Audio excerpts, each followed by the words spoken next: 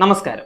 ഒട്ടും തന്നെ പുതുമയില്ലാത്ത നമ്മൾ ദിനവും കേൾക്കുന്ന ഒരു വാർത്തയാണ് എനിക്ക് നിങ്ങളോട് പറയാനുള്ളത്. ഓൺലൈൻ വഴി പാർട്ട് ടൈം ജോലി വാഗ്ദാനം ചെയ്ത് 2 പേരിൽ നിന്നായി തട്ടിപ്പ് സംഘം 2,18,000 രൂപ തട്ടിയെടുത്തു.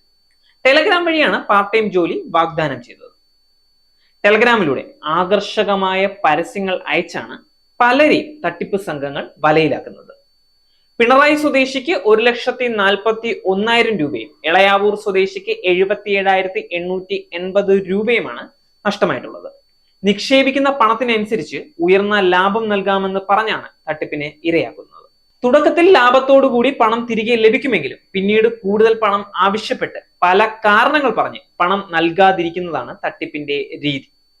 പാർട്ട് ടൈം ജോലി എന്ന പേരിൽ തുടക്കത്തിൽ നൽകിയ പണം ലാഭത്തോടുകൂടി തിരികെ ലഭിക്കുന്നത് കൊണ്ട് പലരും ഇതിൽ വിശ്വസിച്ച് തട്ടിപ്പുകാർ ചോദിക്കുന്ന പണം നൽകുന്നു. പിന്നീട് ഒരു നല്ല തുക തട്ടിപ്പുകാരുടെ കൈകളിലെത്തി പണം തിരികെ ലഭിക്കാതാകുമ്പോഴാണ് പലർക്കും ഇതൊരു തട്ടിപ്പാണെന്ന് മനസ്സിലാകുന്നത്. ഓൺലൈനിൽ പാർട്ട് ടൈം ജോലി വാഗ്ദാനം നൽകി കോടിക്കണക്കിന് രൂപയുടെ തട്ടിപ്പാണ് ജില്ലയിൽ നടക്കുന്നത്. SBI YONO reward point redeem ചെയ്യുന്നതിനായി ഫോണിൽ ലഭിച്ച ലിങ്കിൽ ക്ലിക്ക് ചെയ്ത് ബാങ്ക് അക്കൗണ്ട് വിവരങ്ങളും OTPയും കൈമാറിയതിനെ തുടർന്ന് ചക്കരക്കല്ല് ന്യൂമാഹി സ്വദേശികൾക്ക് യഥാക്രമം 1.5 ലക്ഷവും 20,000 രൂപയും നഷ്ടപ്പെട്ടു. ഇൻസ്റ്റഗ്രാം, ടെലഗ്രാം, ഫേസ്ബുക്ക്, വാട്സാപ്പ് തുടങ്ങിയ മാധ്യമങ്ങൾ ഉപയോഗിക്കുന്നവർ ഇത്തരം സൈബർ കുറ്റകൃത്യങ്ങളെ കുറിച്ച് ജാഗ്രത പുലർത്തണമെന്ന് പോലീസ് എപ്പോഴും അറിയിക്കുന്ന കാര്യമാണ്.